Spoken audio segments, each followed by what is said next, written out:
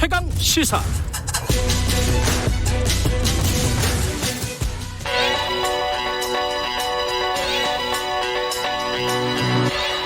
최강 시사 김수민의 눈.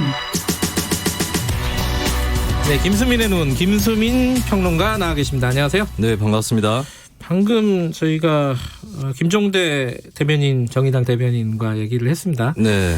뭐 쟁점이 결국은 비례정당 이거 어떻게 할 거냐, 비례투표 어떻게 갈 거냐 이건데, 지금 총선 막판에 이게 굉장히 큰 어떤 뭐랄까요, 변수로 지금 떠오르고 있어요, 그죠? 네, 그렇습니다. 원래 이 정당 투표 제도 이게 없었습니다, 우리나라에. 20세기에 언제 만들어진 없었죠. 거죠? 이게 이제 처음에는 전국구라고 해서 전국구 의석을 처음에는 독재 정권 때는 여당 제1당에 몰아주는 뭐 그런 제도였다가 나중에는 지역구 의석수의 비례 가지고 배분해 줬다가 그래서 비례 의원이라고 나중에 비례대표로 이름이 바뀌죠. 그러다가 기준이 의석수에서 득표수로 바뀌고 2001년에 헌법재판소에서 지역구 득표를 가지고 배분을 하게 되면 지역구의 후보를 많이 못 낸 소수정당이 불리하죠. 네. 그래서 이게 위헌 판결을 내림으로써 별도의 정당 투표 용지가 생기게 된 겁니다. 그러면 2001년에 판결을 내렸으면 그 다음 선거 2002년 선거였나요? 2002년 지방선거하고 2004년 총선 여기서 처음 도입이 됐죠. 그랬군요. 이게 얼마 안 된 제도군요. 20년?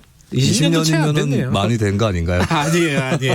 20년이면 네. 뭐 저도 학교 다닐 때이기 때문에 네. 이게 도입되고 나서 한국 정치가 좀 달라졌나요? 뭐 크게 달라졌다고 볼 수는 없더라도 적어도 미국하고는 다른 정치가 됐다고 볼 수 있어요. 미국은 모든 국회의원을 한 선거구에서 한 명을 뽑거든요. 비례대표가 하나도 없습니다. 그러니까 그것도 신기하더라고요. 예, 이거는 이제 듀베르제 법칙이라고 그래서 양당 체제를 주동하게 돼 있거든요. 근데 한국은 그래도 이 정당 투표 때문에 이를테면 2004년에도 5개 정당이 원내에 진입을 했고 2008년 총선에는 6개, 그렇게 많았어요? 2012년에는 4개, 2016년에 4개. 그러니까 양당 체제로 굳어지지 않은 이유가 바로 이 정당 투표에 있다고 볼 수 있겠습니다. 그 거대 여야 빼고 정의당하고 민중당하고 이렇게 네. 들어간 거군요. 이번에 이 시대에는 2016년에는 이제 국민의당하고 정의당. 국민의당이 있었구나. 그렇죠. 예. 네. 지금도 있군요. 좀 다른 정당이긴 하지만은. 네, 이름은 똑같습니다. 예. 근데 이게 미국과 아까 비교를 해주셨는데. 네. 유럽하고는 또 어떻게 다를지, 유럽하고 또 비슷하기도 하고 또 다르기도 하고 좀 복잡합니다. 그렇습니다. 이게 좀 설명 좀 해주세요. 이게 잘 모르시는 분들이 있는데 유럽 하면은 유럽의 대다수 민주주의 선진국이라고 불릴 수 있는 나라는 별도의 정당 투표 용지가 없어요. 그러니까요. 우리는 있잖아요. 그죠? 그렇습니다. 투표 용지가 2개잖아요. 네.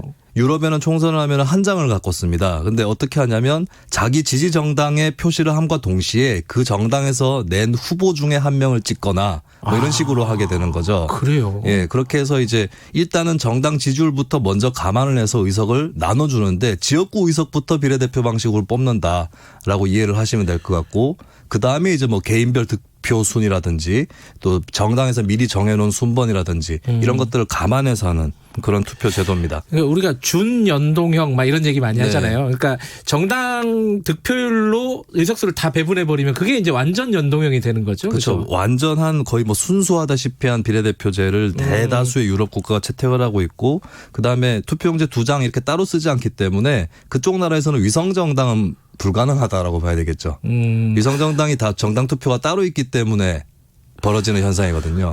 지금 말씀하신 거하고 독일하고는 또 차이가 있지 않아요? 우리가 이번에 이제 선거법을 개정하면서 독일 거를 많이 참고했다고 그렇습니다. 얘기가 많았잖아요. 네, 독일이 우리나라랑 똑같은 게 지역구 의원을 모두 한 명씩 뽑습니다. 그러다 보니까 이제 소위 얘기하는 비례성이라고 의석수하고 지지율 간의 불일치가 크게 나타나는데 그거를 비례대표 의석을 통해서 다 보정을 해주는 거죠.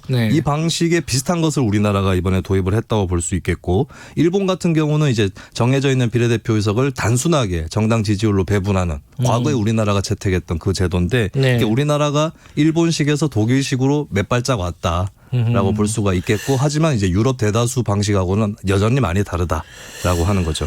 자, 그러니까 일본식에서 독일식으로 조금 이동했다, 우리의 선거 제도가. 근데 요게 이제 21대 총선에 이제 적용이 되는 건데 이게 이제 여러 가지 변수가 지금 없었던 변수들이 나오고 있는 겁니다. 어떤 네. 영향을 줄지 좀 이제 설명을 들어보죠. 아직까지 제가 봤을 때는 독일식보다는 일본식에 가깝다고 봐요. 왜냐하면 독일 같은 경우는 비례대표 의석이 절반 이상이거든요. 최소 절반입니다. 네. 근데 우리나라는 47석, 300석 중에서 47석만 비례대표고 네. 그리고 이제 지역구에서 얻은 의석이 지지율보다 모자라는 정당에게 우선 배분을 해준다고 했을 때 그 보정용이라고 하죠. 네. 그 보정용이 최대 30석이거든요. 네. 그러니까 전체 10% 의석만 보정을 하는 거기 때문에 비례성이 뭐 아주 높진 않다고 봐야 되겠고, 그러니까 결국에 뭐니 해도 지역구 선거에서 대부분의 판가름이 난다고 봐야 되겠죠. 근데 문제는 뭐냐면 아까도 말씀드렸지만 우리나라 선거제도의 특성도 있고 해서 양당 체제로 구축이 되지는 않는다는 거죠. 소수 정당이 몇 석은 가져가는 건데 네. 그럼 과반 의석을 가지는 정당이 없을 가능성이 이번에도 여전히 높습니다. 네. 그러면 이제 막판에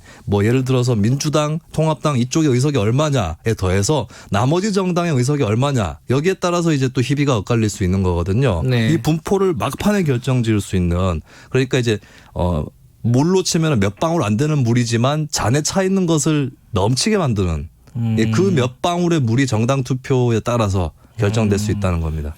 양은 얼마 안 되는데 굉장히 중요한 양이다. 그 그게. 캐스팅 보트 정도는 만들어낼 수 있는 거죠.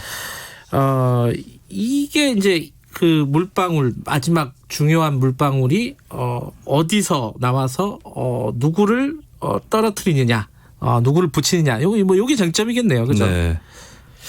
그래서 이제 이거를 어떤 유권자들이 결정하느냐 이거를 눈여겨볼 필요가 있는데요. 어떤 유권자들? 예. 그러니까 마지막에 근데 유권자들은 다 똑같잖아요. 유권자 중에서도 특징이 있는 유권자가 또 있습니다. 어떤 유권자를 지난번에는 말씀하시는 거죠? 제가 한번 중도층 뭐 이쪽에 대해서 얘기를 했던 예. 것 같은데요. 스플릿 티켓 보팅이라고 그럼 뭐예요 또? 분할 투표라는 행태가 있습니다. 투표 행태 중에서. 그럼 다르게 한다는 건가요? 그렇습니다. 그러니까 유럽 선진국 대다수의 사례에서는 아까 말씀드렸지만 지지 정당하고 후보의 그 정당이 일치하는 거죠. 네. 근데 1인 2표제 지역구하고 정당 투표가 분리되어 있기 때문에 지역구 후보를 찍는 그 후보의 정당하고 네. 그다음에 지지 정당 투표소의 정당하고 다를 수 있다는 거죠. 이렇게 투표하는 사람들이 있기 때문에 이 사람들이 최후의 키를 쥐고 있다. 그러니까 이렇게 볼 지역구는 수가 민주당 있겠습니다. 찍고 네. 뭐 비례는 정의당 찍거나 네. 혹은 뭐 지역구는 통합당 찍고 네. 비례는 뭐 국민의당을 찍거나 뭐 이런 사람들이 그렇죠. 중요하다는 말씀이시네요. 예, 지난 총선 때도 민주당 지지자 중에서 절반 정도에 육박하는 사람들은 다른 정당을 정당 투표에서 지지를 했고요. 절반이나요? 네. 그리고 새누리당 지지층 중에서도 한 4분의 1 정도가 다른 정당을 또 지지한 것으로 그렇게 조사가 된 적이 있었습니다. 예, 그런 걸 봤을 때 이제 이런 사람들의 표를 누가 가져갈 거냐. 이게 관건이죠. 양은 알겠는데 이제 반 지금 여당 쪽에서는 한 반 정도, 야당 쪽에서는 4분의 1 정도가 네. 다른 정당을 찍었다. 네. 근데 그런 사람들은 어떤 사람들일까요? 그 저번에 말씀하신 중도층인가요?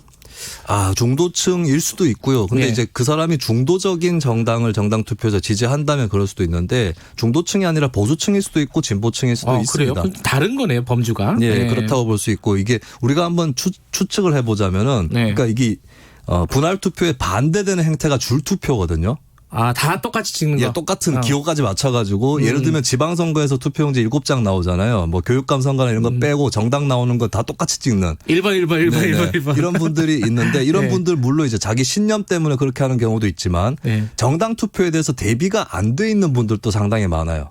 저 같은 경우도 개표 참관인 투표 참관 이런 걸 해봤는데 네. 뭐 이렇게 가서 어떤 분이 투표용지를 들고 이거 뭐냐 정당 투표용지를 들고 이렇게 물어보시거든요. 네. 그 전에 해보셨을 텐데도 인지를 못하시는 분들도 있는 아하. 예, 그런 사례들이 있는데 적어도 분할 투표자라고 했을 때는 정치에 좀 관심이 깊다라고 봐야 되겠죠. 여러 가지 전략적인 고민을 네. 많이 하는 사람들. 그렇죠. 예. 그거를 이제 정보도 평소에 많이 입수를 하고 있는 상태고 네. 제 생각에는 성격적으로도 네. 한쪽에 좀 몰아주는 것을 싫어하는 네, 그런 분들이 아무래도 분할 투표자가 되지 않을까. 아침에 그렇게 이런 보여집니다. 시사 프로그램들 쭉 듣는 분들, 지금 기자가 시사 듣는 지금 제 분들. 생각에는 청취자분들 중에도 상당히 계실 것 분할 같아요. 투표자가. 네. 시간이 얼마 없는데 지금 민주당 쪽에서 선거연합정당 그 얘기가 나오고 있지 않습니까? 네. 이거 어떻게 될 것 같습니까? 예측만 한번 잠깐 들어보고 마무리하죠. 민주당에서 대놓고 특정 정당을 찍어서 예. 이쪽을 지지해달라 이렇게 하지는 않을 것 같아요. 좀 다른 방법을 쓰지 않을까. 지금 네. 한승수 집행위원장이 하는 그쪽으로 갈 가능성은 없다고 보십니까? 뭐 대놓고 한쪽을 찍어서는 아닐 것이다. 네, 뭐 그래요? 방조를 하든지 아니면 여러 군데에 대해서 좀 암시를 주든지 그렇게 할 것 같아요. 이 얘기도 다음에 한번 좀 얘기를 나눠봤으면 좋겠습니다. 네, 알겠습니다. 네, 고맙습니다. 김수민의 눈이었습니다. 김경래 최강시사 2분 여기까지고요. 잠시 후에 3부에서 다시 뵙겠습니다. 일부 지역국에서는 해당 지역 방송 보내드립니다.